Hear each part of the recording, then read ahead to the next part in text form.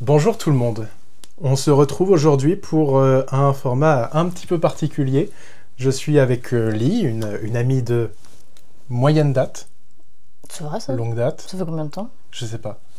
Une amie que j'apprécie beaucoup, avec qui on discute régulièrement de choses très cool, mais notamment de choses un peu bizarres, un peu étranges. On fait des visites de châteaux... de tours de châteaux hantés. Oui. On n'a pas réussi à rentrer dedans, mais on a fait le tour. Et voilà, je me suis dit que c'était en fait... ça me donnait envie de partager avec vous des discussions avec différentes personnes, et pour commencer avec une amie du coup, sur l'étrange, sur le cinéma étrange, sur toutes ces choses-là.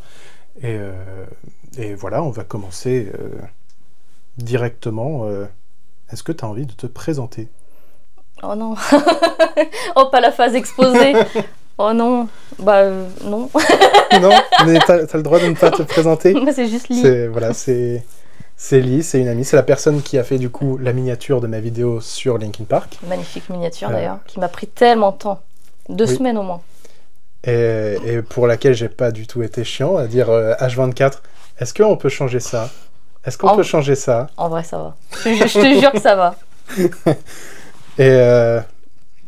Et d'ailleurs, c'est une excellente vidéo. N'hésitez pas à la regarder, vu que personne ne l'a vue.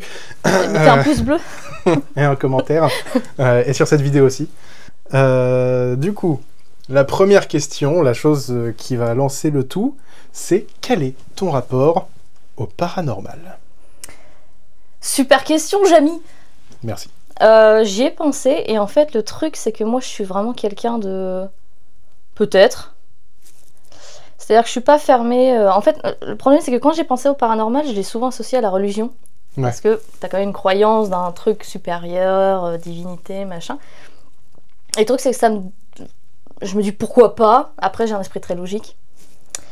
Le problème du besoin de voir pour y croire, qui est assez problématique, mais je trouve ça très intéressant, surtout le domaine un petit peu sorcière en fait. C'est à ça que ça m'a fait penser surtout, parce que le paranormal, moi j'ai pas eu d'expérience. Allez, une fois je suis rentrée, le stylo avait bougé de place, je me suis dit ouh, Poltergeist.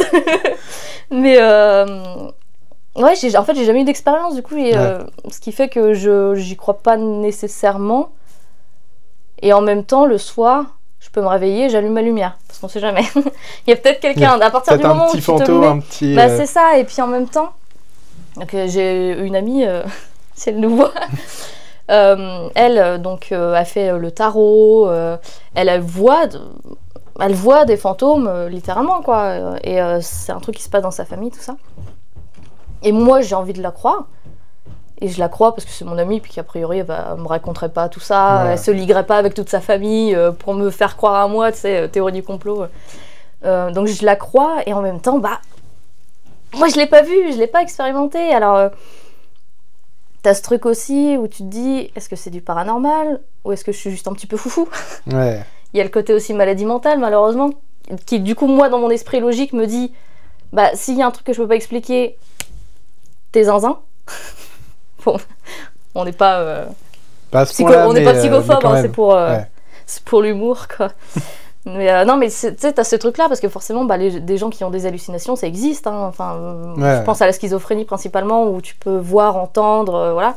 Et donc, du coup, bah, dès que je pense au paranormal, s'il m'arrive quelque chose que je peux pas expliquer, je vais me dire, bah, peut-être que juste je suis fatiguée et que j'hallucine un truc, tout ça.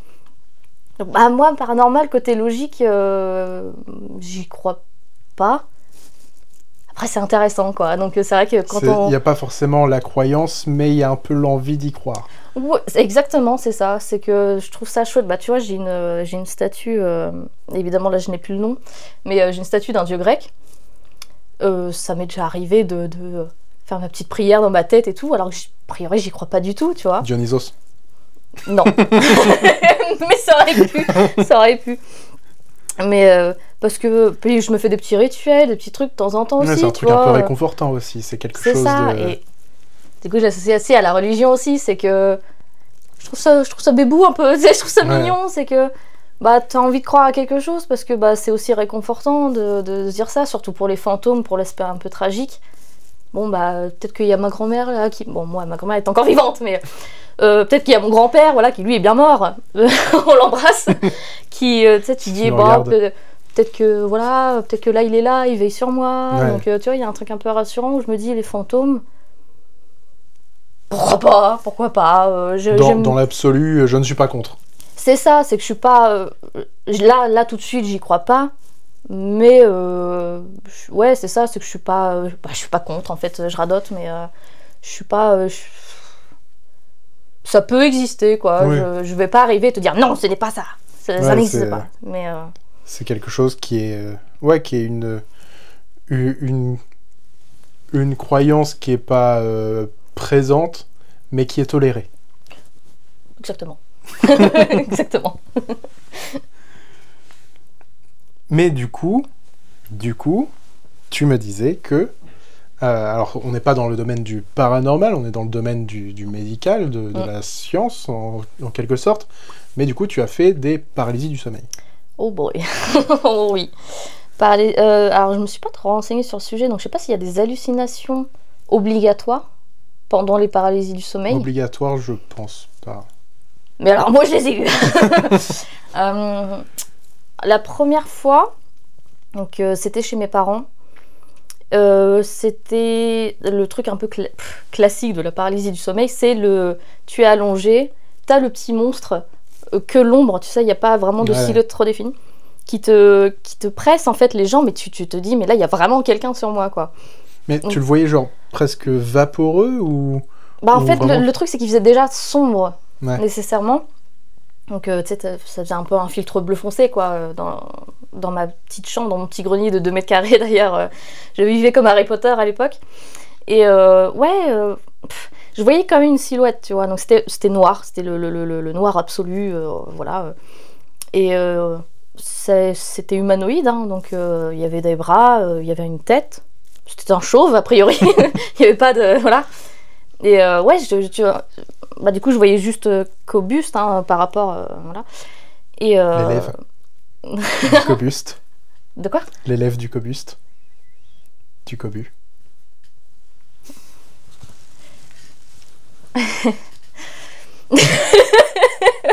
Bien sûr. Alors... Je ferai du montage pour que tu rigoles à ma blague. Oh, l'enfoiré. Je suis sûre que tu pourrais réussir en plus. Oui.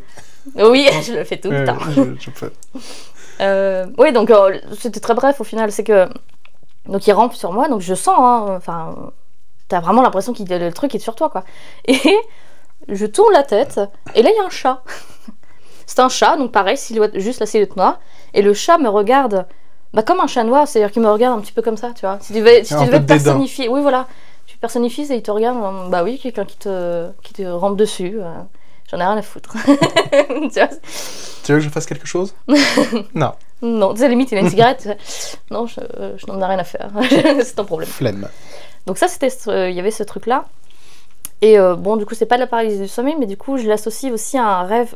Alors, je saurais pas te dire. Attends, comment il est parti? Il est juste fait... Où il est parti? Bah, je me suis réveillée, enfin... C'est... ouais, je l'ai vu, j'ai paniqué, tu sais, t'es là, t'hyperventiles un peu. Puis après, bah, tu refermes les yeux et puis... D'accord. Et il était plus là, quoi. Oui, c'est ça. Tu pouvais bouger et puis tu pouvais... C'est ça. Bon, par contre, quand tu te réveilles après, t'es un peu comme ça, quoi. C'est bon, est-ce que j'ai envie de me rendormir, là? J'ai pas trop envie. Ouais, je comprends. Et du coup, il y avait un autre rêve que j'ai fait. Donc, c'est pas vraiment paralysie du sommeil, mais on y va. Hein. C'est que j'ai eu un rêve, un genre de looping. C'est-à-dire que donc toujours dans cette chambre, je vivais avec mes parents. En gros, en fait, t'as ma chambre, il fallait traverser la chambre de mon frère, et après t'as le couloir avec l'escalier. C'est très important pour la suite. C'est qu'en fait, ce truc looping, c'est que, donc, première scène, en fait, c'était très réalistique. J'ai mon petit ordinateur portable, tac, tac, tac, j'entends quelqu'un crier. Je me dis, oula! Pas cool. Pas cool, je suis brave, je vais me recoucher. Oui. Hop, rembobinage, je reviens à ma place initiale. Et c'est pareil, là, je suis pris de terreur. Genre, Il n'y a rien autour de moi qui me dit que je suis en danger ou quoi, mais je sens que si je reste dans la chambre, c'est capoute. Tu vois, ça va mal se passer. Ça va mal se passer. Et donc en fait, je me revois, donc hop, j'ouvre la porte pour aller voir mon frère qui dort, qui n'en a rien à faire. La lumière est allumée, mais lui, c'est un cadavre. Hein. Et donc je cours, hop, rembobinage. J'entends encore je sais même pas si c'était vraiment un cri, c'était entre le cri et le moan, le gémissement. Voilà, merci, excuse-moi, je suis un petit peu anglophone. Donc tu sais, c'était un genre de truc comme ça, où là je me dis, oula, encore danger, je suis brave, je vais me recoucher. Et non, cette fois-ci je cours, donc je traverse la chambre de mon frère. Et j'ouvre la porte du couloir et je vois mon père qui me regarde, bah qu'est-ce que tu fais là? Et en fait, du coup je me réveille et mon père était effectivement en train de descendre les escaliers. Mon frère n'était même pas là. Mon père était en train de descendre les escaliers parce qu'il était 7h du mat et qu'il allait bosser, tu vois. Et en fait, cet effet looping, il était trop bizarre parce que je me suis dit, je vais jamais ressortir en fait de ce truc-là. Et surtout qu'en fait, j'étais perdue parce que j'avais pas d'objectif en fait dans ce truc. Il y avait pas il y avait pas un sens dans lequel il fallait aller, quoi. C'est ça, c'est pas tiens, là je suis en danger, peut-être qu'il faut que j'aille sortir de ma maison par exemple. En fait, même là dans ce looping, je savais pas quoi faire et donc du coup, ça rembobinait à chaque fois et c'était un enfer. Donc ça, c'était la première phase. Et en fait, je pensais que j'avais plus de paralysie du sommeil, mais je ne m'en souviens plus. Je suis à peu près sûre que là, j'en ai noté qu'il y a un autre. Ouais. Un autre tout aussi traumatisant. Donc là, j'étais avec ma coloc. Donc c'était il y a 4-5 ans. 5 ans peut-être, on va dire. Donc je suis dans mon lit. Hein, et j'entends une femme pleurer, mais sous le matelas. Ce qui n'est pas possible. Mais je l'entends pleurer. Et c'est marrant, parce que je sais pas pourquoi je suis persuadée que c'est un peu comme The Grudge. Donc je sais que c'est une femme japonaise. Je reconnais aux pleurs, c'est une femme japonaise. Et je l'entends pleurer en fait sous le matelas. Et du coup, je me dis, mais qu'est-ce qui se passe? Qu'est-ce qu'elle me veut? Parce que je n'ai pas envie d'aller réconforter cette personne. Cette personne est un monstre, je le sais. Donc je l'entends pleurer. Et en fait, c'est là où, du coup, je sais pas si c'était un rêve ou machin. Et donc là, je me réveille, j'ouvre les yeux. Et en fait, je vois rien. Je vois rien, je suis aveugle. C'est-à-dire que je sais que j'ouvre les yeux, mais c'est le noir complet. Et je sens une main qui se met sur mon visage et qui m'enfonce en fait dans le matelas. Et en même temps, du coup, t'as la nana qui pleure et vraiment, littéralement, tu sais, je sens ma tête tourner comme ça contre le matelas. Et on me presse comme ça, comme si on allait me tuer. Voilà. Donc ça, c'était mes expériences de paralysie du sommeil. C'est très sympathique. Et en fait, c'est fou, du coup, quand tu te réveilles juste après ça. C'est que tu dis, bon... Ouais, tu sais plus quoi faire. Qu'est-ce qui vient de se passer? J'ai plus envie d'y retourner. Ouais, ton cerveau, il essaye d'assimiler, mais il n'arrive pas. Alors même que c'est lui qui a créé ça. Mais c'est ça, moi, parce que du coup, la première, ça devait être quand j'avais... 15-16 ans, un truc comme ça, et avant ça je me suis dit ça n'existe pas, ou alors c'est la femme très courageuse, mais si ça existe, moi je sais que je saurais me réveiller quoi, du truc. Ouais, bah, là-dessus moi j'ai eu une paralysie du sommeil. Je me souviens, donc c'était chez mes parents, dans mon lit, j'étais sur le côté droit, je sais très bien parce que du coup j'étais face au mur, et en fait j'ai eu cette sensation que, alors là aussi, étrangement, dans mon esprit, je sais que c'était une vieille sorcière. Voilà. Et en fait, je la sentais arriver juste au niveau de mon oreille et respirer. Juste dans mon oreille, comme ça. Et moi, j'étais en mode... non. Et surtout, tu sais pas combien de temps ça a duré, mais ça a duré une plombe. Ouais, c'est ça. Et à un moment, il y a juste ce moment où tu... C'est où ton corps se débloque juste. Ouais. Et ouais, tu fermes les yeux un instant, tu reprends un peu contrôle, tu te réveilles en fait. C'est vraiment, tu te réveilles, mais t'étais réveillé, mais t'étais pas réveillé. Mais voilà, t'es dans un mix un peu étrange qui fait que c'est affreusement désagréable. Ouais. Mais c'est fou ça. Mais du coup, je sais plus exactement qu'est-ce que c'est. C'est le cerveau qui est réveillé, mais qui suit plus les muscles, ou je sais plus comment ça s'explique ça. Alors, peut-être que je me trompe, Hein, je dis pas forcément quelque chose de bon là, mais il me semble que en gros, quand tu t'endors, le cerveau produit un truc qui fait que tu vas pas, genre quand tu rêves, que tu es en train de courir, tu vas pas vraiment courir. Tes muscles, ils vont être anesthésiés en gros. Et il me semble qu'en gros, le truc, c'est que tu te réveilles avant que ce produit se soit évacué de ton corps. Et du coup, ton cerveau, il est en mode, c'est pas normal là, mais en gros, il assimile pas le fait que ton corps a pas ressorti les produits. Et du coup, il a besoin de comprendre pourquoi il est en train d'angoisser, pourquoi il est en train de stresser. Donc, il crée un danger pour que tu aies une raison logique d'avoir peur. Oui, ça fait sens. Je crois que c'est ça.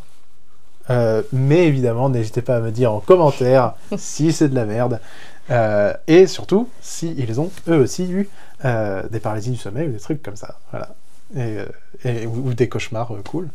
Parce que les cauchemars, c'est super cool. C'est vrai que tu sais qu'on pourrait faire une autre vidéo avec juste les rêves et je te lis mes rêves les plus fous. Parce que j'ai toute une liste qui ne veut rien dire du tout. Eh bien, sache que si on fait cette vidéo, dites-nous si vous voulez cette vidéo, on pourra faire du tac au tac. On pourra faire du tac au tac parce que j'en ai une chier de cauchemars chelous. Ah, c'est merveilleux. C'est merveilleux. Étant moi-même amateur de cinéma de genre, vous pouvez le voir sur ma chaîne YouTube, j'en ai parlé 2-3 fois, n'hésitez pas à aller voir la vidéo, et à commenter, liker, et partager. Le mec est absolument relou. Du coup, toi, quel est ton rapport au cinéma de genre, au cinéma d'horreur? Alors pareil, cinéma de genre, j'ai rien capté, donc j'ai préféré mettre ça de côté. Cinéma d'horreur. Alors, je suis une tapette. Tout ce qui est Conjuring, les trucs où vraiment c'est bah tous les 10 minutes, mon cœur ne le supporte pas. Et j'aime pas.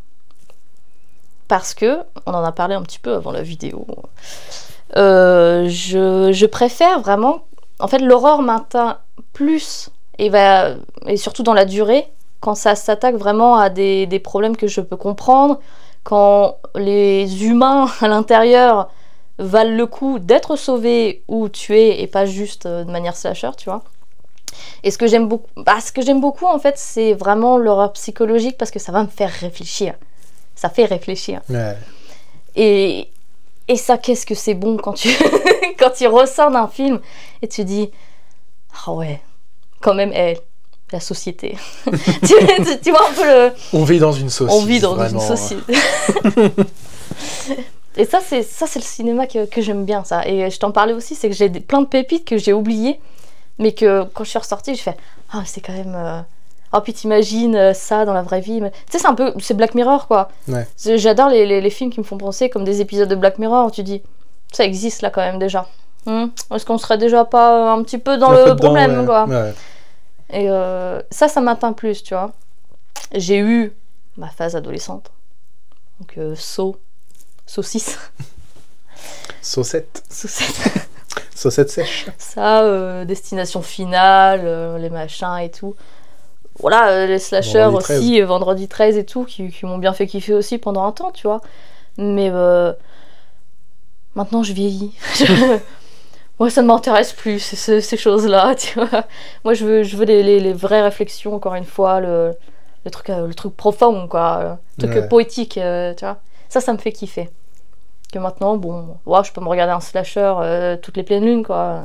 Pour le délire, si j'ai pas envie de penser... Mais sinon, globalement, j'en ai plus rien à faire. Les Conjuring, les machins. Moi, je prends Conjuring parce que là, j'en ai plus d'autres en tête. Mais tu sais, Insidious, tout le, ouais. Pour tout le truc. coup, Insidious, c'est un film qui, moi, m'a pas mal saoulé là-dessus. Ouais. C'est-à-dire que je trouve que dès le titre du film, c'est déjà un jumpscare. Oh là là. Le volume du titre, le volume de la musique qui arrive d'un coup, et c'est un truc, mais à t'en faire exploser la cervelle. Et vraiment, t'es là et t'es en mode ok, je vais pas passer un bon moment. Ouais. Alors même que, en soi, je trouve que Conjuring est plus soft et construit un peu plus les jumps. Il y a moins de jumpscares. Après, ils sont vraiment amenés pour te faire monter la tension et te le faire exploser à la gueule. Donc après, ça reste James Wan, hein, c'est le même réalisateur. Ouais. En tout cas pour les 2 premiers, vu que le 3e, ils ont changé de réalisateur. Et c'est une immense merde. Voilà. C'est celui avec le procès, non? Ouais. Ouais, c'est cool. Ouais, j'ai vu les 2 premiers. Les 2 premiers, je les ai en Blu-ray. Je les regarde de temps en temps. C'est cool. Voilà, c'est moi qui suis pas fan de jumpscare justement. Ça fait partie des rares films à jumpscare que j'aime bien parce qu'il y a parce qu'il y a des ambiances quand même qui arrivent à être posées. Mais le 3, c'est super-héros. Les Warren, c'est vraiment... on sait que c'est Warner Bros. On est chez DC Comics, quoi. Okay. Il y a Superman au milieu, il est en train d'éclater la gueule de tout le monde. Et toi, t'es là, et toi, tu voulais voir des histoires de possession démoniaque, de trucs comme ça. Oui, ok, les démons sont censés avoir plus de force que nous. Mais là, quand tu te retrouves avec Ed Warren, il y a un moment, je crois, il se fait écraser par un plafond. Oui. Et genre, il ressort en mode no problème. Le mec, il est censé avoir 54 ans. C'est vrai. Moi, j'ai 28 ans, j'ai mal au dos quand je me lève d'une chaise. Oui. Et lui, il a 54 ans, il se prend un toit sur la gueule et il ressort en mode. Et regardez, je suis même encore beau. C'est ça. Non, tous au moins un peu de poussière, je sais pas. C'est vrai. Le 3 est une merde immonde et le fait qu'ils aient annoncé un 4e, et je suis toujours pas certain qu'ils aient annoncé James Wan à la réalisation. James, reviens-nous. Ouais, c'est ça. C'est au moins mettez un mec qui faisait du travail à peu près potable, quoi. Mais du coup, t'allais dire un autre truc? Absolument pas. Non, ok. Mais du coup, effectivement, l'horreur psychologique, je te rejoins, c'est effectivement ce qui fonctionne le mieux avec moi. Moi, j'aime bien dire que j'aime bien les films d'horreur chiants. Oui. C'est les trucs Exactement. où t'as... par exemple, un film que j'ai beaucoup aimé, c'est I Am the Pretty Thing That Lives in the House. Ah, ouais, il est sur ma liste. Il est sur Netflix et il est... Alors, vraiment, si vous avez besoin que ça explose dans tous les sens, qu'il y ait de l'action, de machin, regardez pas. Vous allez vous faire chier à mourir. Mais si on aime les trucs qui... je trouve que c'est un peu cette ambiance de... Il y a quelque chose dans les murs. Ouais. Tu vois, on le voit pas forcément, il n'y a pas forcément ça présente, mais on sent qu'il y a quelque chose. Bah, et c'est ce qui fonctionne le mieux pour moi. Tu vois, on en parlait un peu avant. Ouais, tu mets un gros truc méchant, tout vilain et tout. Oui, ok, sur le coup, ça va me surprendre. Après, je m'en fiche que effectivement l'inconnu, c'est le truc qui fait le plus peur aux hommes. Je ne sais plus qui a dit ça, je me demande si c'est pas le frère d'ailleurs. Je sais plus. Peut-être. Ouais, l'inconnu, c'est la plus grosse phobie. Enfin, tu vois. Et c'est vrai, en fait. Quand tu sais pas, c'est le truc le plus angoissant au monde, quoi. Et c'est pour ça qu'on a peur du noir. C'est pas le noir en soi qui, parce qu'on n'est pas raciste. C'est pas le noir qui. J'y ai pensé, qui nous je me fait suis peur. C'est ce qui peut s'y cacher et ce que tu ne vois pas. Tu vois, c'est ça qui est le plus intéressant. Désolée, je sens que la blague, elle a besoin d'un traitement. Et c'est ça qui fait le plus peur, c'est ça qui est le plus intéressant aussi, tu vois. Midsommar. J'ai adoré Midsommar. Chef-d'œuvre. Évidemment, en fait, et c'est là que je fais le tri chez les gens. C'est que dès que j'en vois un qui dit « Oh, Midsommar, je me suis fait chier quand même. Ça fait pas peur, c'est pas machin. » Là, j'ai « Ah, toi... » Ne discutons pas. On ne fait pas partie du même monde. On n'a pas les mêmes goûts, ça sert à rien. Nous n'avons pas les mêmes valeurs. J'allais dire bord de Chanel. Que, tu vois, Midsommar, bah, du coup, tu vois pas grand-chose. Mais c'est le comportement un peu bizarre des gens qui fait flipper, quoi. Fait c'est que tu vois. On sent qu'il y a un problème. On le voit, mais on le comprend pas. On sait pas parce que leurs rituels sont pas complètement explicités, ils sont plus subis qu'expliqués, etc. On est un peu obligé de rentrer un peu de force dans leurs idées, effectivement. Et puis aussi, il y a ce truc de... Quelque chose que j'aime beaucoup et qui correspond beaucoup à Midsommar, je trouve, c'est le principe un peu du beau dans l'horreur.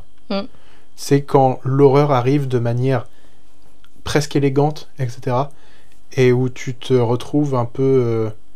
désarmé dans un premier temps parce que c'est beau ce que tu vois, t'es en train de prendre un bon moment, de passer un bon moment, et d'un coup il y a des trucs incompréhensibles qui arrivent, et t'es là et t'es en mode attends, parce que là c'est pas du tout la vibe que j'avais, pourquoi t'arrives maintenant, toi? Mais puis c'est surtout, Midsommar, il est surtout bien fait parce que du coup, t'as ce délire quand même sectaire, où tu suis quand même le personnage féminin, qui s'en prend plein la tronche parce qu'elle a le pire petit ami que tu peux avoir dans le monde, et où du coup, tu te retrouves quand même toi-même à te dire...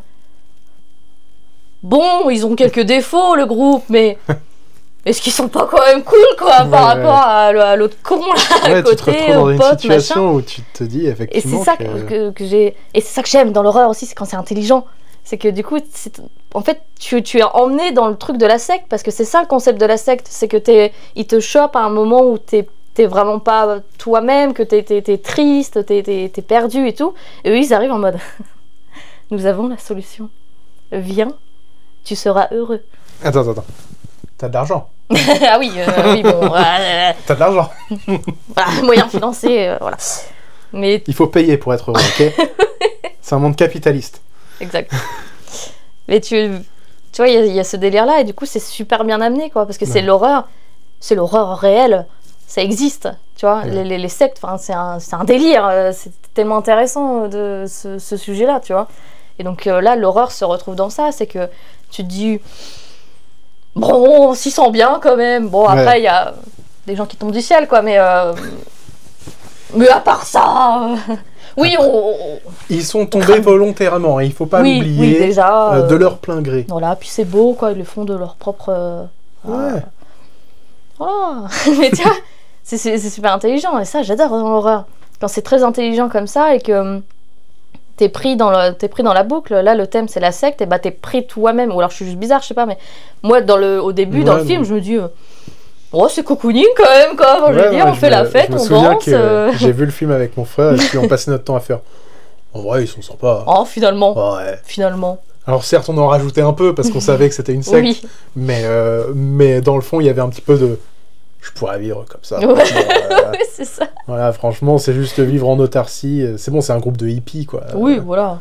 C'est des hippies, mais il y a des morts en plus, mais voilà. Ouais, c'est parce qu'ils n'ont pas suivi les règles, en plus. Oui, en plus. Que les règles ne sont pas compliquées. Soit un hippie. Voilà. Et ne pars pas.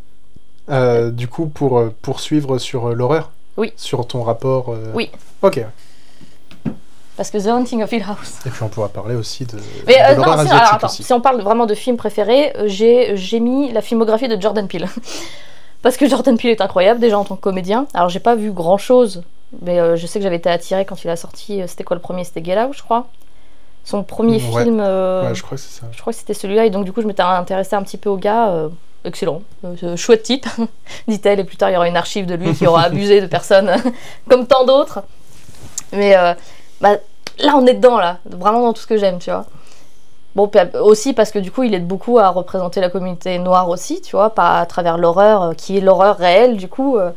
Et donc ouais, j'ai marqué la filmographie de Jordan Peele, parce que après j'ai beaucoup d'autres films, Late Night with the Devil, que j'ai beaucoup aimé aussi. J'ai beaucoup aimé. Alors moi, je vais prendre un instant sur Late Night with the Devil. Oui. Parce que autant le film est super bien, il y a des trucs qui sont super bien amenés. Alors les encarts faits par IA, ça c'était moche. Oui. Par contre, alors je vais pas faire de spoiler, mais la fin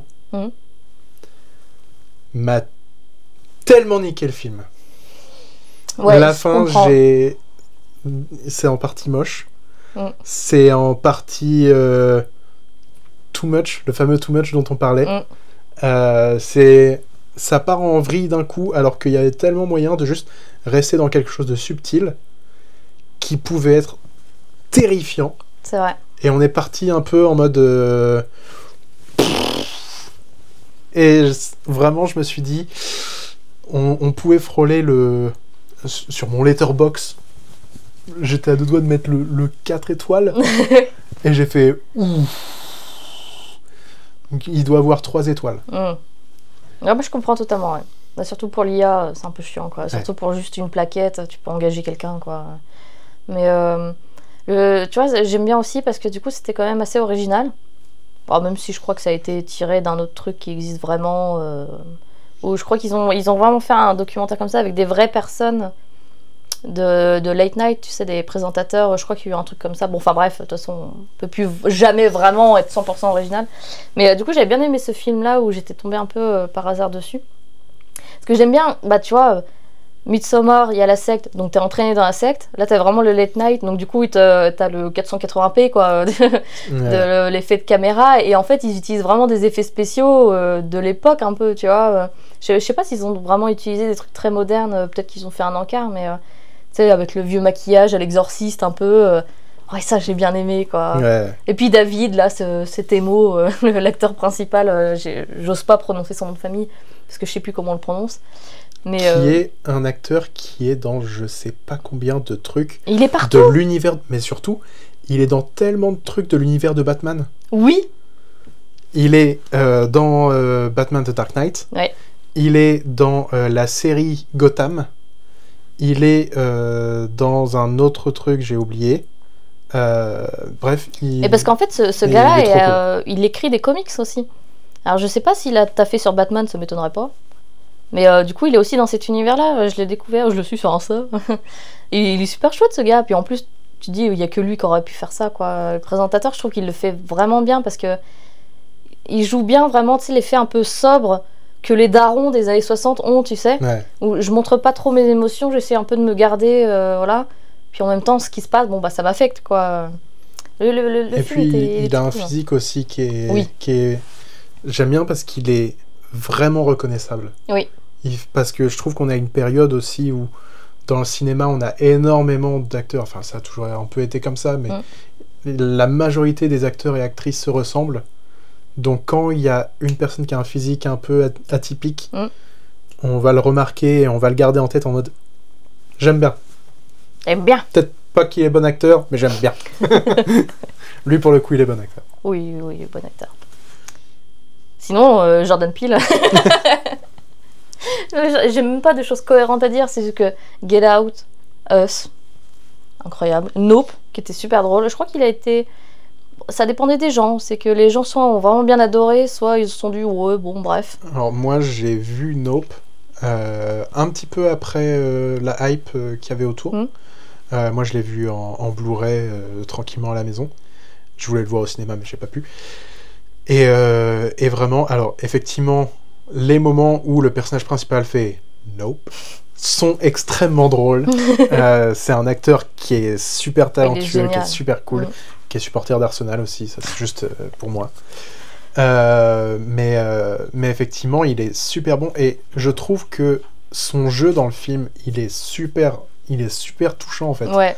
Il alors est naturel. Tout le monde lui foutait dans la gueule que mais il joue pas, il a pas d'émotion, machin, mais si en fait. En fait, il a plein d'émotions. C'est juste que ça se voit qu'elles sont toutes renfermées et qu'il est en mode moi j'ai pas le droit. Moi j'ai pas le droit d'avoir des émotions, je dois faire que ça fonctionne, c'est tout. Et puis visuellement, alors on va éviter de spoiler, mais disons que quand la chose se déploie, c'est un Français qui s'en est occupé des effets spéciaux. Ah, c'est cool. Et c'est magnifique, mais c'est d'une beauté. J'étais vraiment devant ma télé, j'étais en mode waouh. Bah tu vois, moi je me suis posé la question pendant le film, donc moi j'avais été le voir au ciné. Au début c'est vrai que quand j'ai vu le truc je me suis dit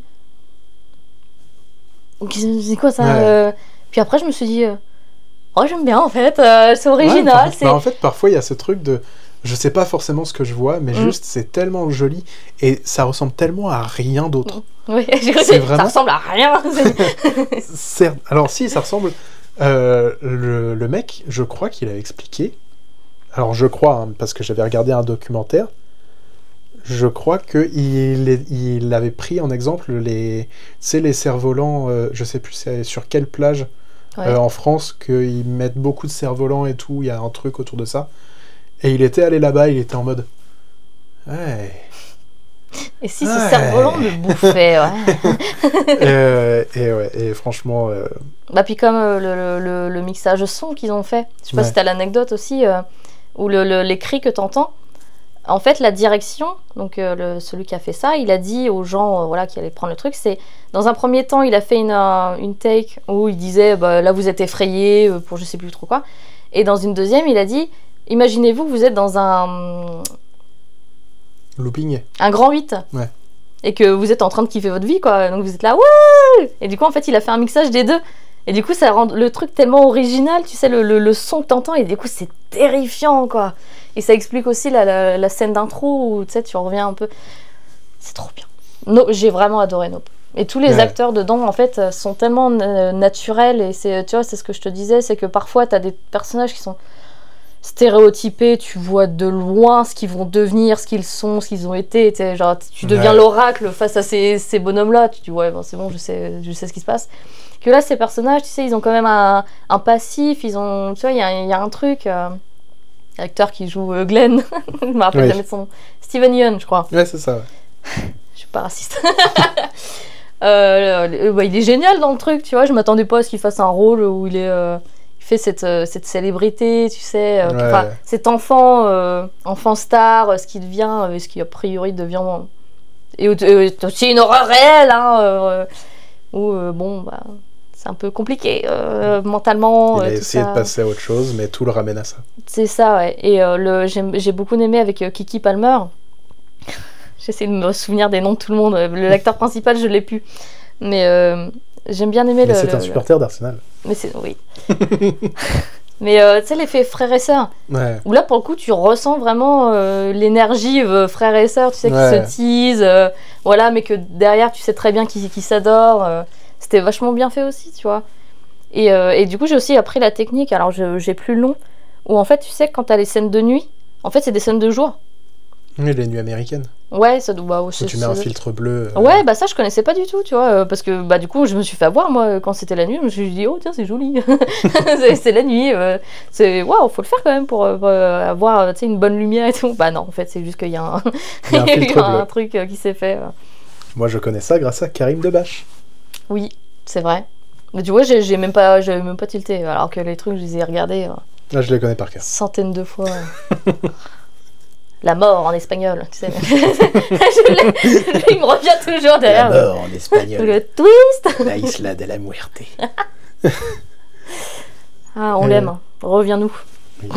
Ah, j'aimerais beaucoup, ouais.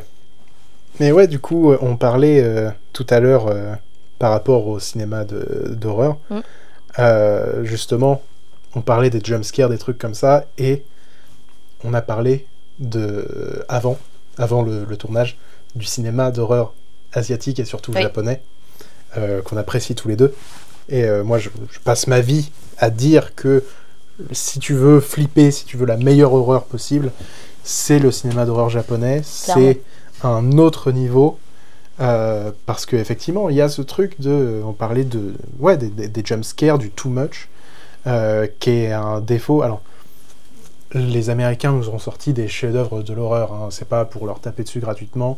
Récemment, je parlais avec ma famille de l'échelle de Jacob, qui est monumentale, qui est vraiment un cauchemar en lui-même. C'est vraiment ton cerveau, le soir, il va pas te faire un rêve tout mignon. Mais effectivement, les Japonais ont ce rapport à l'horreur qui correspond à ce qu'on disait. Alors, pas jusqu'à aller, comme je disais, à de l'horreur chiante, parce qu'il y a des choses qui se passent assez régulièrement, mais ils sont capables de construire cette horreur, cette chose qui est viscérale, et surtout, ce que j'aime beaucoup avec eux, c'est que t'as presque l'impression qu'ils rejettent le jumpscare, et qu'ils embrassent complètement le fait de te montrer l'horreur qui arrive. Ouais. Je pense notamment... je sais pas si tu as vu Ju-On Origins sur Netflix. J'avais commencé à le regarder, puis après j'ai eu l'abonnement. T'as vu le premier épisode du coup. Oui. Donc je pense que tu vas penser au même... Enfin, tu vas voir de quoi je parle. La première fois où on voit un fantôme, c'est dans le premier épisode, hein, et cette façon de... Juste le personnage, je crois il est dans sa cuisine en train de boire de l'eau ou un truc comme ça, il entend un bruit qui vient de sa chambre, Et en fait, tout lentement, on suit le personnage qui rejoint la chambre alors qu'on entend vaguement un bruit. Et là, on a juste le plan sur le bas de la porte, les portes en papier, Ouais. la prison. Il ouvre la porte de la chambre. Et là, on filme juste lentement le sol jusqu'à arriver sur des pieds nus grisâtres. Et là, le plan, il remonte. Et on découvre le fantôme au fur et à mesure. Et tu sais, on ne le montre pas que dans un jumpscare, il te saute pas dessus. On te fait juste... Il est là. Il est là. Il y a un fantôme juste là. Oui.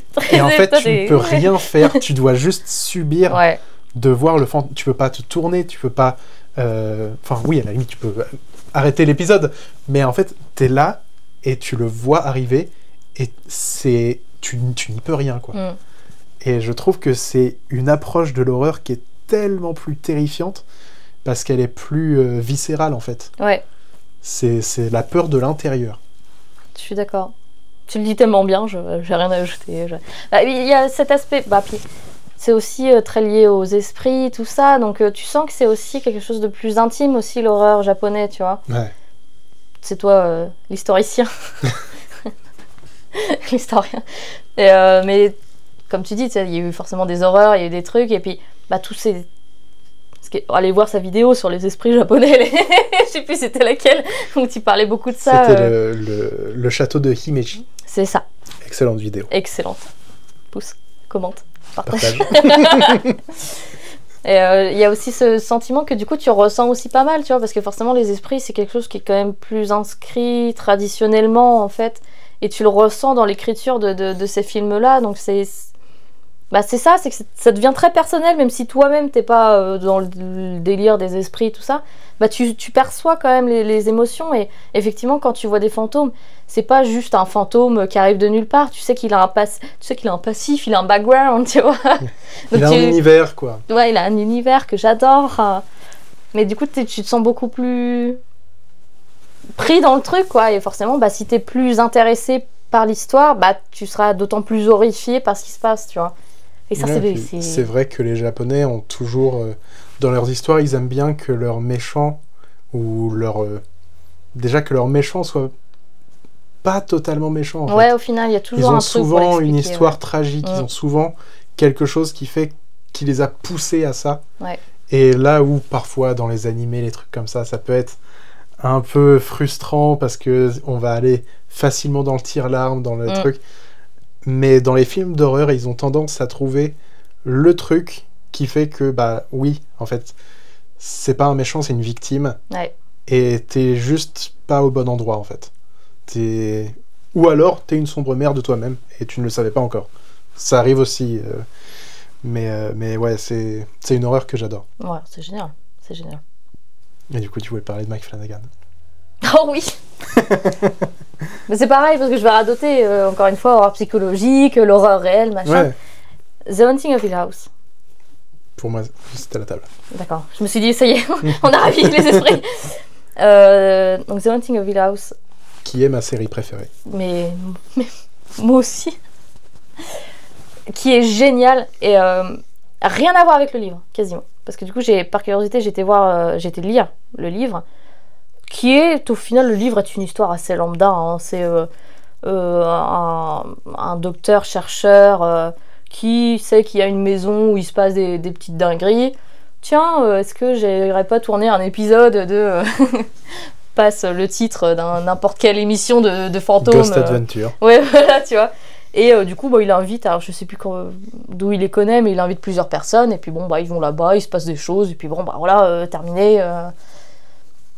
Mais la série, où du coup ça passe sur un drame familial, et je me rends compte qu'en fait j'adore les drames familiaux, quoi. Je pensais pas que j'aimais bien à l'époque, et en fait je me rends compte que dans tous les trucs que j'ai regardés, il y en a. Donc c'est vraiment pas mal. Et encore une fois, du coup tu es pris dans le truc, parce que t'as ces relations entre les frères et sœurs, t'as le père, la mère qui a bien vécu, qui est magnifique. Carla Gugino. Alors, déjà, je suis amoureux d'elle. Épousez-moi, madame. Mais surtout, ça fait tellement longtemps que je parle de ça que j'ai besoin maintenant j'ai réveillé un truc, là. Je veux Carla Gugino en Morticia Adams. Mais oui. C'est le casting parfait, Mais je le oui. dis depuis trop longtemps. Elle devait jouer ce rôle. C'est pour ça que j'étais déçu de l'annonce de l'actrice de la Morticia pour Oh, elle le fait mercredi. bien, par contre, je trouve. Enfin, elle a plus Catherine l'aspect- Zeta-Jones. Elle a plus l'aspect sensuel, en fait, que le truc qu'il y a derrière. Ouais, mais honnêtement, j'accroche pas de ouf. Après, j'accroche pas de ouf non plus à la série. Mais Ouais. surtout, j'étais tellement déçu parce qu'elle serait parfaite pour le rôle de Morticia. Voilà, c'était quelque Je chose suis dont j'avais d'accord. besoin de parler. Voilà. Mais c'est vrai, j'y avais pas pensé. C'était- Et ouais, bah oui, en fait. Elle est trop belle. Mais Elle est magnifique, elle joue bien. Elle est, voilà. Et en plus, du coup, Mike Flanagan l'a repéré, hein, parce que du coup, il la reprend dans plusieurs trucs.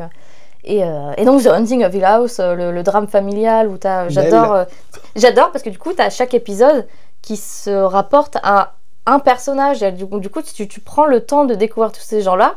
Et du coup, et bah, quand il leur arrive des dingueries, tu dis oh non, j'ai pas envie parce que regarde, avant il a vécu ça, machin, du coup il a fait ça et tout, donc j'ai pas envie que ça lui arrive. Enfin, tu vois. Et puis tu sais. Et puis à chaque fois que Nell apparaît, tu chiales. Voilà. Et son histoire.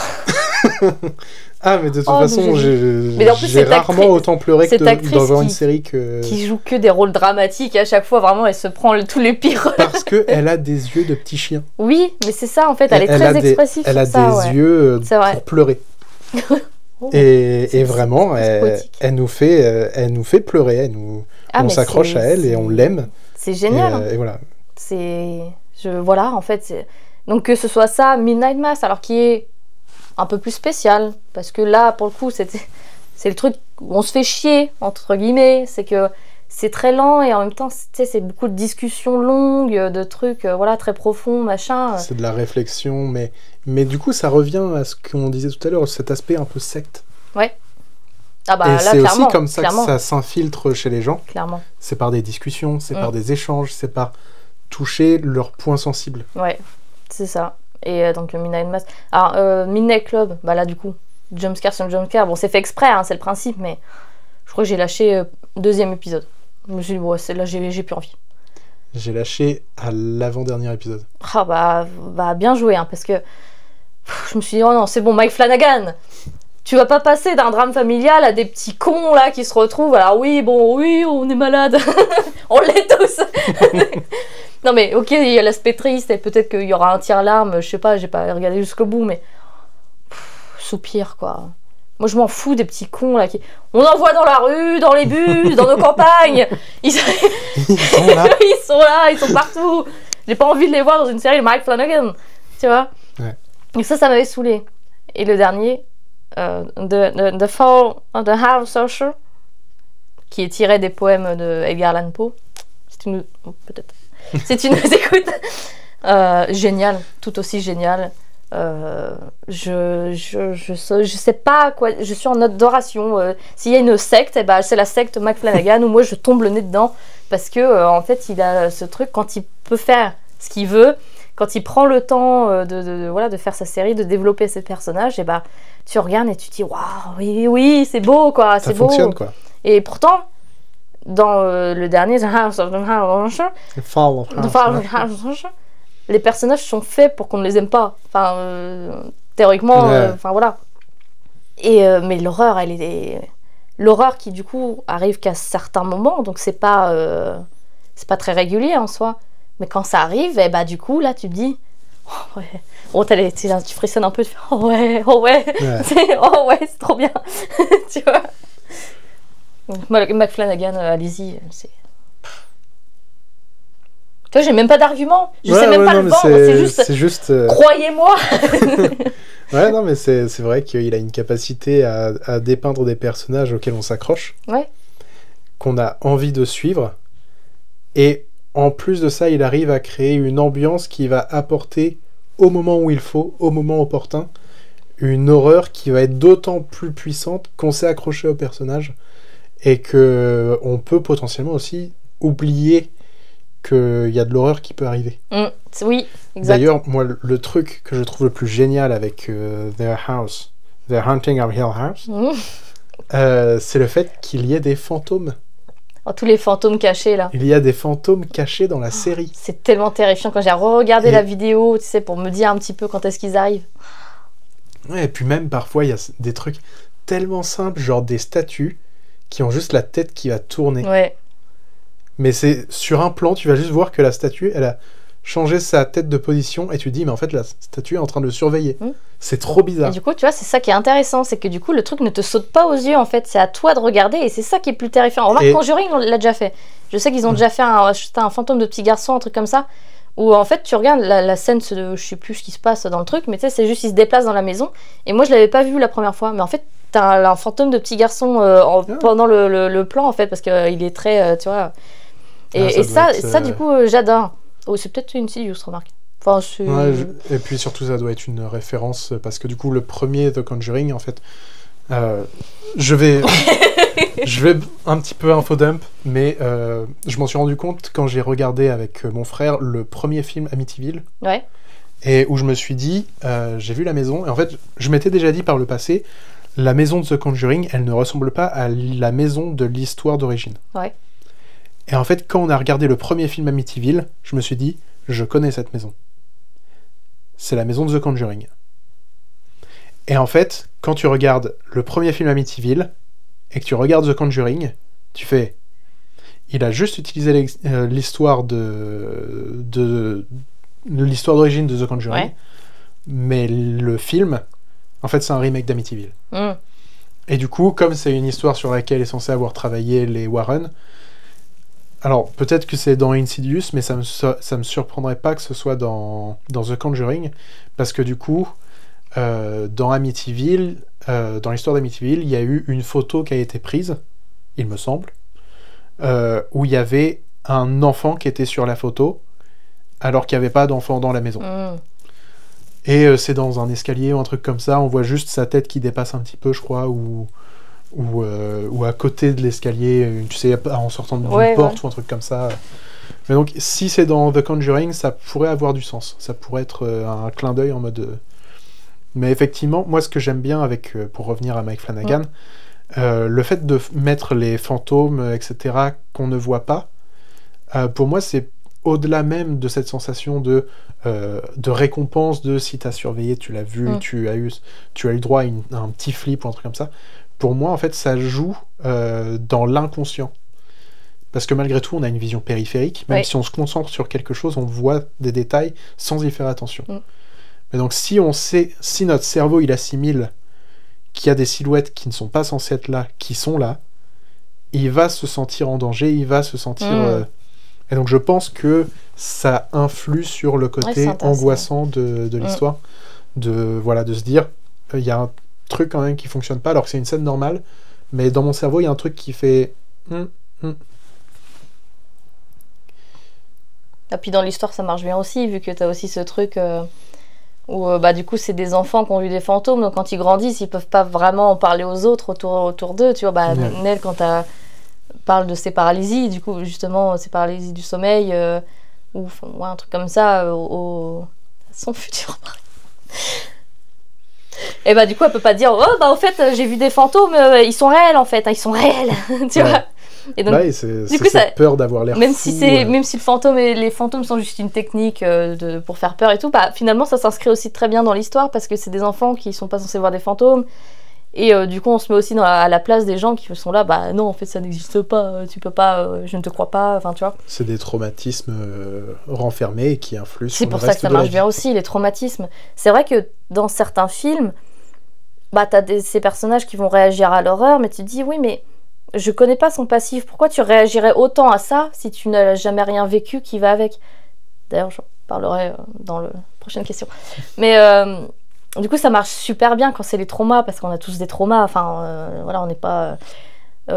si vous n'en avez pas, tant mieux pour vous, mais a priori les chances sont très fines, on a tous des traumas, et c'est ça aussi du coup qui marche bien dans l'horreur, c'est que ce sont des gens qui ont déjà vécu quelque chose à la base, et qui revivent ensuite cette même chose, donc c'est d'autant plus terrifiant, quoi. Et du coup, pour revenir à l'histoire d'origine du coup de The Haunting of Hill House, il y avait une adaptation en film avant. Oui, j'ai appris ça aussi, oui. Qui s'appelle donc Hantise, qui est un film que les gens détestent. Enfin, vraiment, énormément de gens ont chié sur ce film. Il y a Liam Neeson dedans. Et j'ai oublié comment il s'appelle, l'acteur qui fait « Wow ». Owen Wilson. Ouais. Merci. Ce film, moi je l'ai vu quand j'étais petit. Ok. Et il m'a traumatisé. Parce qu'il y a une scène, mais qui est un cauchemar ambulant. Vraiment, c'est un truc. Et je l'ai revu il n'y a pas si longtemps que ça, et je l'apprécie toujours, le film. Donc, bref, il y a une scène où, en gros, donc c'est un grand manoir, c'est une maison flippante, machin bidule, et il y a un lit sur lequel... c'est un grand lit en bois, lit à baldaquin, machin. Et sur le lit, il y a des petites têtes d'anges qui sont sculptées. Déjà, rien que ça, c'est glauque. Mais à un moment, les têtes, elles se mettent à bouger. Elles se tournent vers le personnage. Et cette scène, quand j'étais petit, mais ça m'a traumatisé, mais une peur, mais comme j'en ai rarement connu, alors même que j'ai vu ça, le téléfilm, en étant beaucoup trop jeune, et qu'encore aujourd'hui, j'ai peur des clowns. Ça a traumatisé énormément de personnes. La moitié des gens sur la planète, je pense. Oui. Est-ce qu'il y a un film d'horreur que tu aimes particulièrement et que tu considères que il n'est pas assez connu par rapport à ce qu'il mériterait? Eh ben, je vais te dire un truc. C'est pas vraiment un film d'horreur. Écoutez-moi bien. Écoutez-moi bien. C'est pas vraiment un film d'horreur et c'est ça qui l'a fait biaiser. Qui a biaisé beaucoup de personnes et qui fait que, à ma plus grande stupeur, ce film a eu peut-être une ou deux étoiles sur Allociné, sur les machins et tout. Très mal noté, il est très récent, ça s'appelle Présence. Je sais pas si tu... J'ai pas vu. Je l'ai vu grâce à mon ami Jojo qu'on embrasse, qui m'emmène voir des films. Moi, je ne sais jamais ce qui se passe. Il me dit juste, on va voir un film, on y va, voilà. Et donc, ce film-là, du coup, moi aussi, j'ai cru que c'était un film d'horreur. C'est de l'horreur réelle. Parce qu'en fait, la particularité de ce truc... Bon, c'est une histoire, c'est basique, hein. Une famille emménage dans une nouvelle maison, ils ont des drames familiaux, on en parle. Mais en fait, tout le film, qui est assez court, 1h25, est du POV du fantôme. Et j'avais envie de voir ce film. Et j'ai trouvé ça trop cool. Du coup, je vais pas... en soi, oui, mais je vais pas trop t'en dire, mais... Et en fait, c'est juste la scène introductive qui te fait croire que tu vas voir de l'horreur, c'est-à-dire qu'en fait, tu vois le POV du fantôme, on est en soirée, donc il fait pas encore très nuit, mais tu sais, c'est assez sombre. Tu vois le fantôme qui est dans une chambre, qui regarde par la fenêtre, tu vois la famille arriver, et ensuite le fantôme recule comme ça, et il va se cacher dans un placard. Et c'est très sombre dans la chambre et tout. Et au début, j'ai vu ça, j'ai regardé Jojo, j'ai fait non, je vais avoir peur, Jojo. Pourquoi tu m'as emmené voir ça? J'étais pas au courant. Et en fait, c'est pas de l'horreur. Faut pas y aller en ayant Conjuring en tête, ou même Midsommar en soi. En fait, tu es témoin d'une famille dysfonctionnelle. Et bon, voilà. Il se passe des choses à la fin qui fait que moi sont liées à des traumas personnels, qui fait que j'ai chialé ma race. Alors je pense pas que tout le monde va chialer sa race, hein. Honnêtement je pense que c'était un truc très personnel, mais à la fin du cinéma, pareil, je regarde, je fais il était trop bien ce film. Et pourtant il dure qu'1h25 et tu sais, tu pourrais te dire c'est peut-être trop court 1h25, mais c'est pile. C'est pile. Le bon timing en fait. Il pouvait pas être plus court, il pouvait pas être plus long. Et il est génial. Il est génial parce que... pareil, t'as ce drame et en fait, là tu peux pas être plus intime en fait dans ce rapport parce que tu es le fantôme et tu apprends des choses parce que tu vois que le fantôme, il écoute un petit peu tout le monde, tu vois que le fantôme lui-même essaye de comprendre cette famille en fait.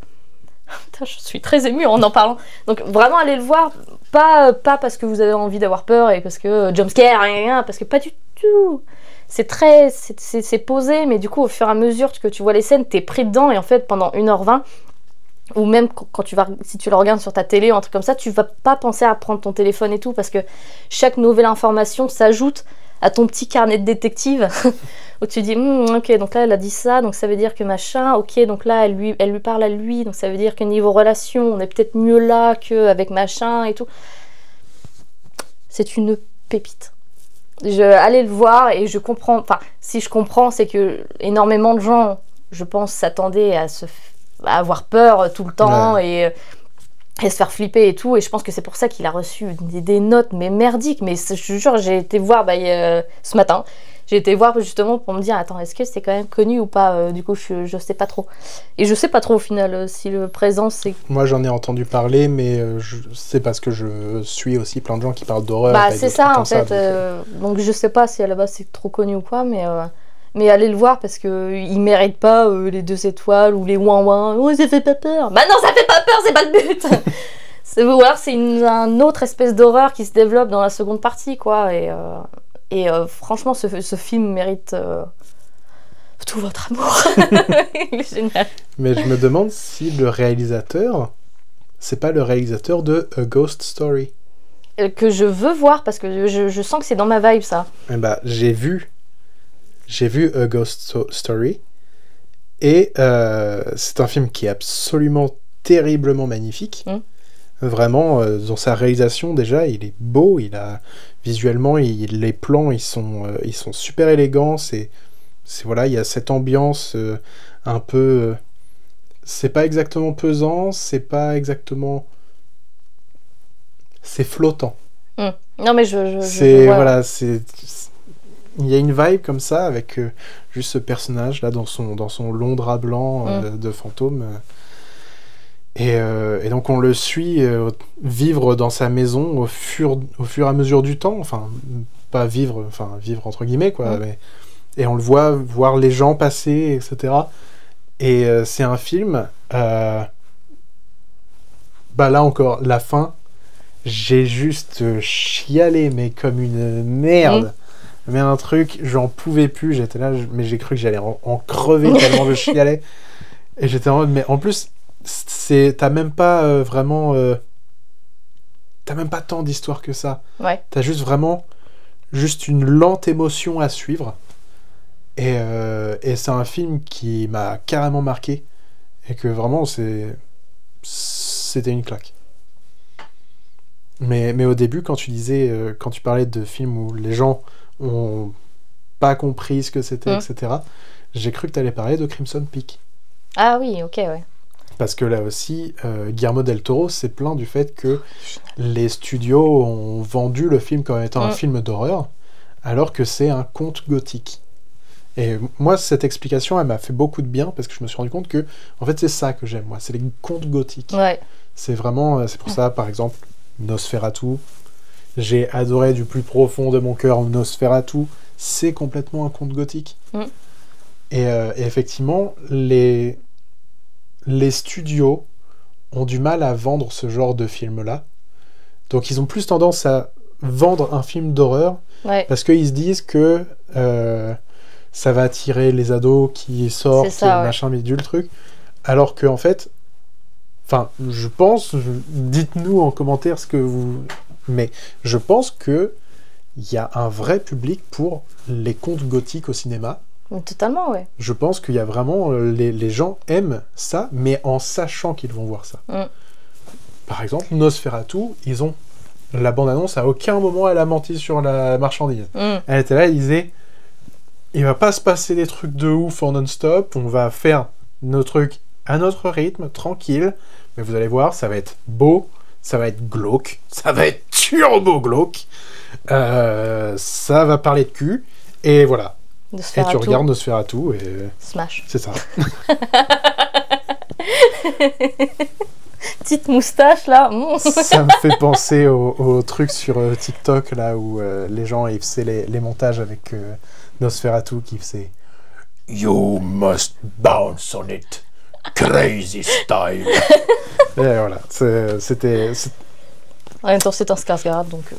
Oui, les Skarsgård qui un jour domineront le monde. Certainement. De toute évidence. Certainement. Et Nosferatu, après, alors j'ai bien aimé aussi. En fait, moi, ce que j'ai trouvé dommage, c'est que je connais déjà l'histoire. Et ce qui fait que moi, le début, j'étais là, bon, vas-y, arrive en Angleterre, quoi, c'est bon, je la connais. Enfin, tu vois, ça m'a tellement saoulée parce que le film est vraiment excellent. Hein. De toute façon, les acteurs en plus dedans sont géniaux. Enfin, l'histoire est impeccable. Hein. Mais c'est vrai que qu'est-ce que c'est frustrant parce que le truc. Mais après, c'est comme en Batman en soi. Donc, c'est pas ça qui va t'empêcher d'aimer le truc. Mais. Oh, le début, il est quand même long, quoi. Tu dis, bah, c'est bon, oui, c'est bon, c'est qui il y a quand même la scène de l'arrivée au château et la visite du château.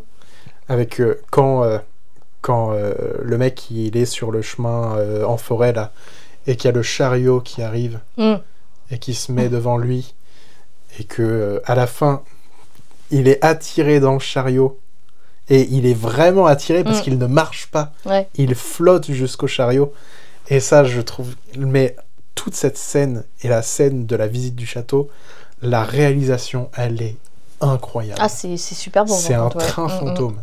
Vraiment, c'est ce que je disais, c'est un train fantôme, t'es là, t'es emporté dans le truc, t'as même plus besoin de juste réfléchir ou quoi que ce soit, t'es juste là, t'es au spectacle, et t'es en mode merci.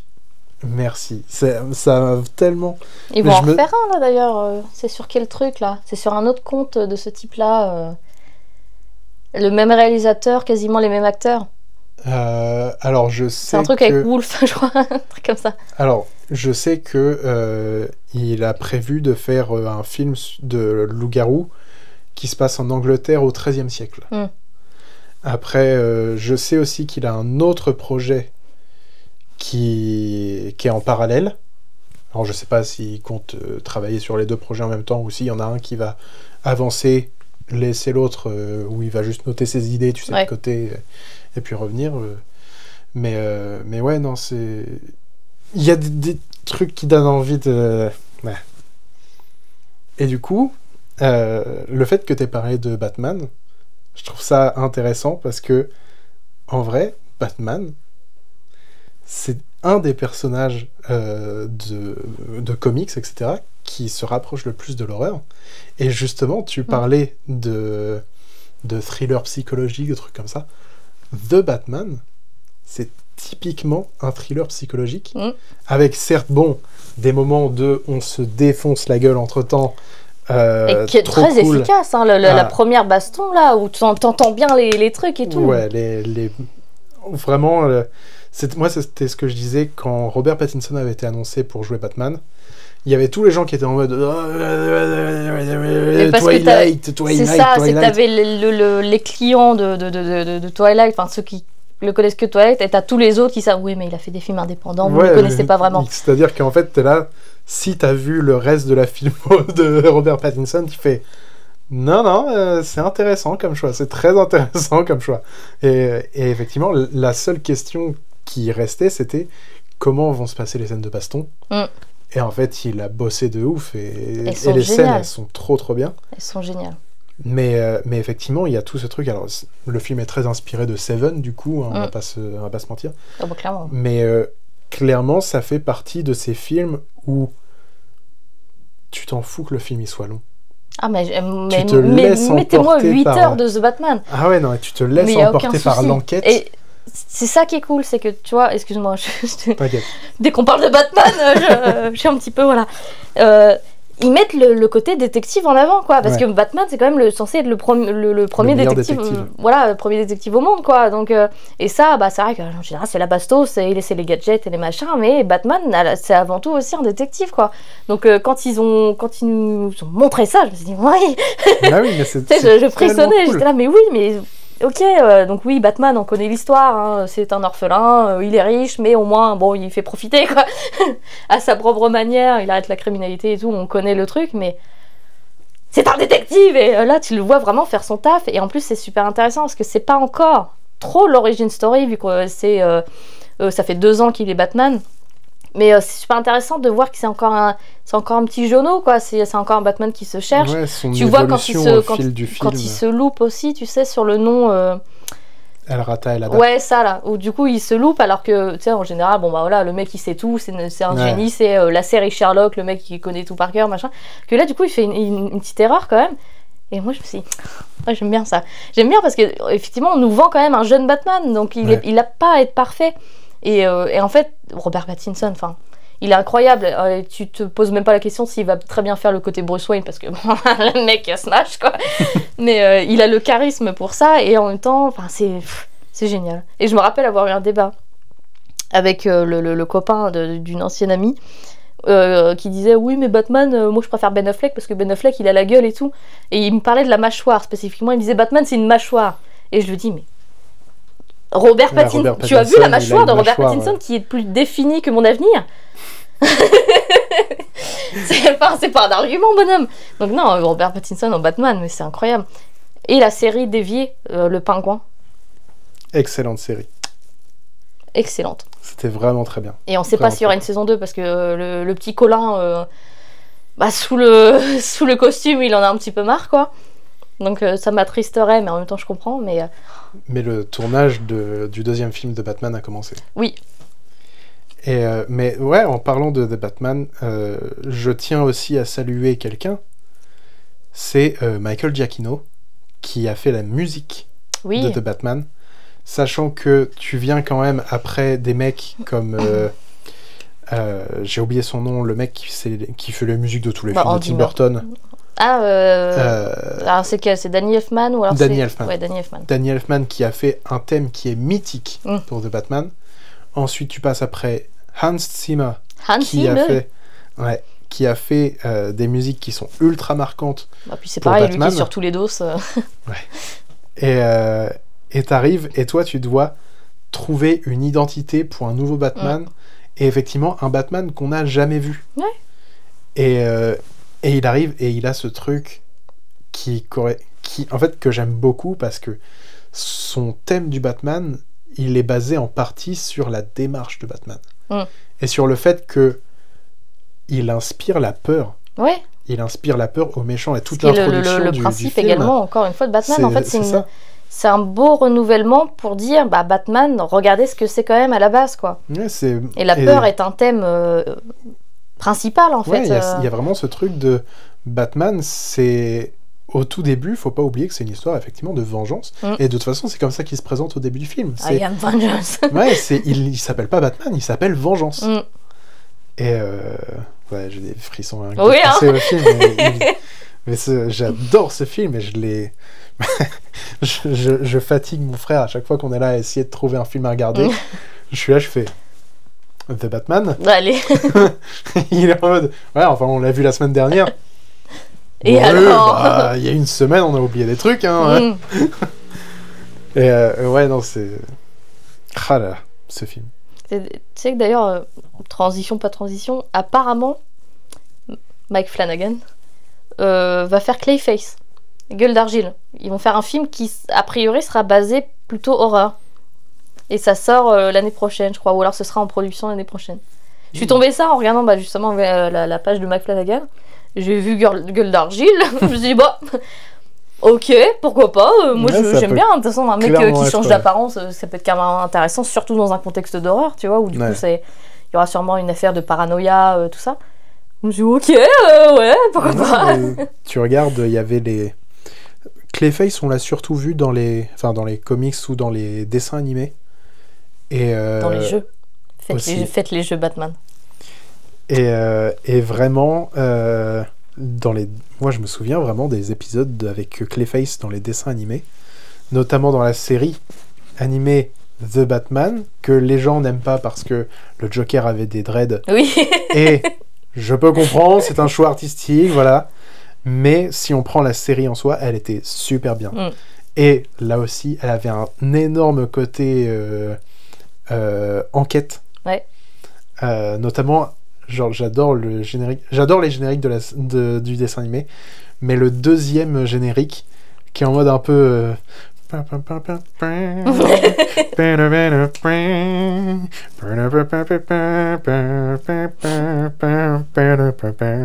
et il y a vraiment un truc un peu 60s, un peu machin, vraiment enquêteur, machin truc, et ça fonctionne tellement bien.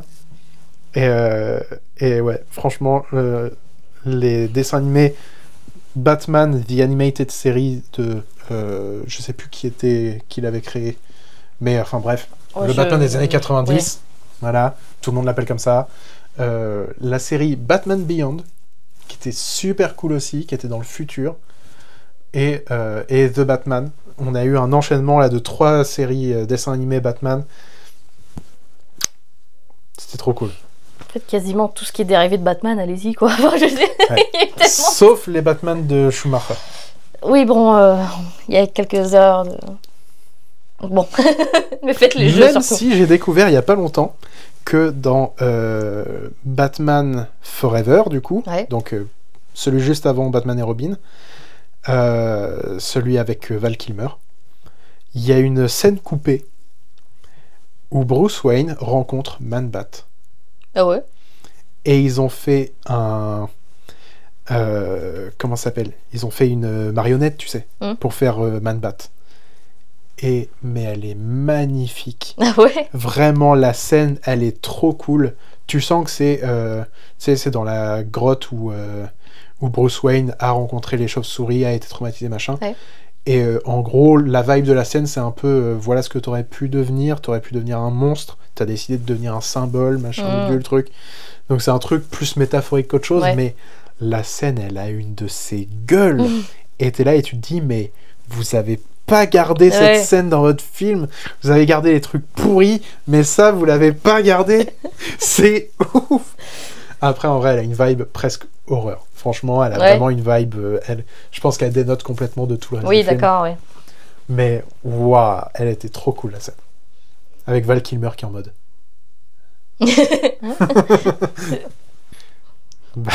Bah voilà les loulous. voilà, c'était très cool. Bah carrément. C'était très cool. Moi j'ai bien aimé. J'espère qu'à la caméra ça rend bien, que vous aurez passé un bon moment. J'espère que je sortirai la vidéo parce que si ça se trouve je vais regarder, je vais dire c'est terriblement chiant. Oui. On va se faire chier en regardant. Puis voilà. On leur dit de s'abonner, de mettre en commentaire s'il y a des films dont on a parlé qu'ils aiment, s'il y a des expériences dont on a parlé qui les ont intéressés. S'il y a des recommandations aussi, des trucs un petit peu niches justement. Moi j'adore les petites pépites, là, les trucs un petit peu cachés qu'on connaît pas, quoi, qui sont pas mis en avant, mais qui sont géniaux. C'est une bonne idée. Je suis d'accord avec ce qu'elle vient de dire. Je te remercie. Et puis, bah voilà, il faut pas hésiter aussi à partager la vidéo, parce que c'est très pratique de partager la vidéo. C'est vrai. On remercie le sponsor du jour. Personne. Et ma proprio pour cet appart. Voilà. Et bah, on vous dit à la prochaine pour de nouvelles aventures. Salut.